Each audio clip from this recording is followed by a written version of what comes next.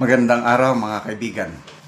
Gusto kong i-share sa inyo at magbigay na rin ako ng aking reaction opinion dito sa post ng Pilipinas May Balita. Si Senator Alan Peter Cayetano, nagbigay siya ng napakaliwanag na update. Ano ang mga mangyayari, yung posibleng mangyari sa impeachment case ni VP Sara. Yung what can be done and what should be done, and yung issue ng jurisdiction. Napaka-importante pala ito, ang uunahin. Jurisdiction muna bago yung paglatag ng ebidensya. Okay, pakinggan natin ang kanyang paliwanag. Dalawa ang pinag-uusapan. What can be done and what should be done. Magkaiba yon. So, ang sinasabi ni SP, can be dismissed. Can That's be. the reality, diba? That the Senate acts through its members and... Yan, narinig ko yan. It can be dismissed. Sa unang salta pa lang, pwedeng pagbutuhan nila kung ma-dismiss ba o hindi dahil nga sa jurisdiction. Kung walang jurisdiction ang 20th Congress, edi ma-dismiss. Yun. Majority wins. Hindi naman pwedeng minority wins. Anong limitation doon? We cannot do anything unconstitutional kasi pag yan ay may grave abuse of discretion amounting to lack or nawalan ng jurisdiction, no? Pwedeng baliktarin yung decision namin ng Supreme Court. But of course, pagdating sa impeachment, grabe ang leeway kasi talagang ang Senate ang impeachment trial. Now, just because you can, it doesn't mean you should.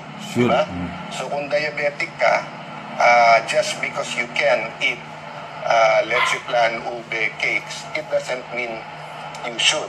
So, we really have to take a deep breath and think what's best for the country. And that's precisely why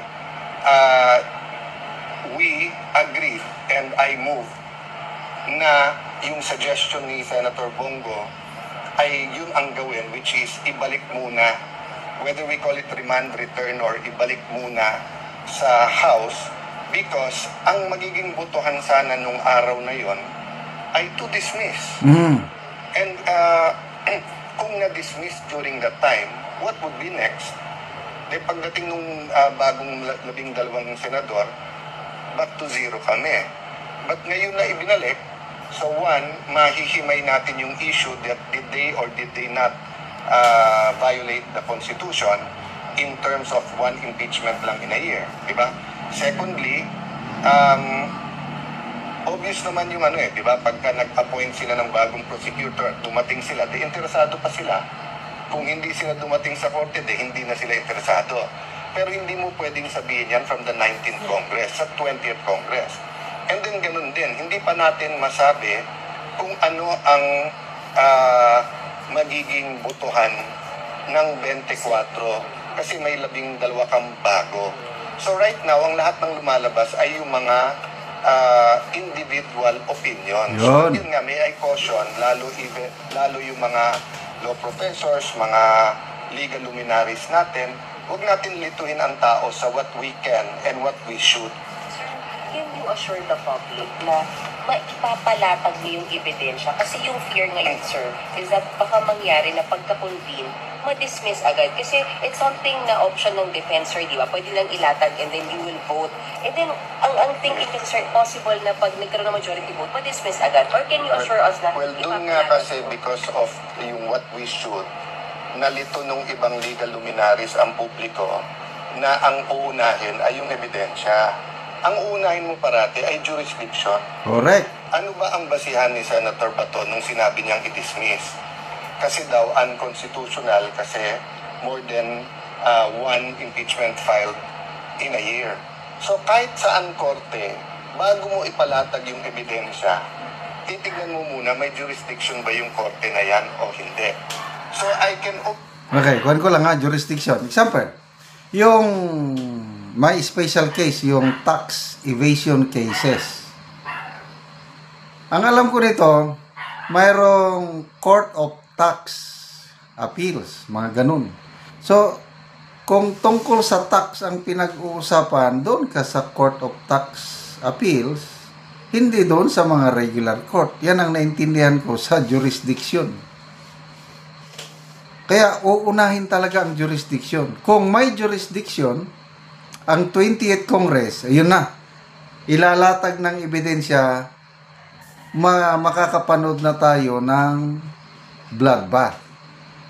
Kaya lang, pag open ng impeachment court sa 28th Congress, pag-usapan nila yung jurisdiction, magbubutuhan sila. Pag may 13 senators nga bumoto, sabi na walang jurisdiction ang 20th Congress, wala na. Tapos na ang labanan. Hindi na magpapatuloy. Kaya, yung ebidensya, later on na lang iprepresenta kung napagkasundoan nga may jurisdiction ang 20th Congress. Only assure the public na aabot tayo sa ebidensya if the whole impeachment court says na wala tong fatal constitutional defect that takes out jurisdiction from the court. Diba? So hindi pa pwedeng, ipakita mo muna lahat ng ebidensya mo kay VP Sara, saka natin tignan kung may jurisdiction o hindi. So yun muna yung i-resolve, sir. You can see that happening. That's the logical. Again, that's what we should. Diba? Now, don't panic because una, may Supreme Court. Pangalawa, what's the worst case? The worst case, they can file another one after the 1 year. Diba? Yung sinasabi lang pwede ilabas sa lahat ng ebidensya, they can do that in the Committee on Justice. Pero baka hindi na tayo umabot doon. Kasi pag sinabi nung bagong 24 na meron tayong jurisdiction, tuloy-tuloy na yan. Ang problema, if you have a majority who says na they violated the Constitution, babaksak at babaksak sa Supreme Court yan.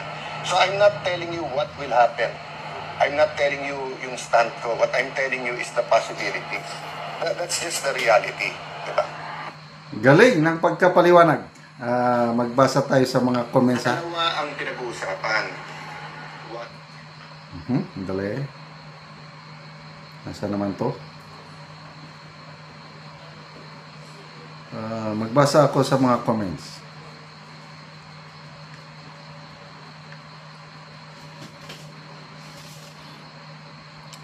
Napakalumanay magsalita si Senator Cayetano, kailang punto by punto, madaling maintindihan. Kaya salamat, magpasalamat tayo kay Senator Alan Peter Cayetano. Yes, solo!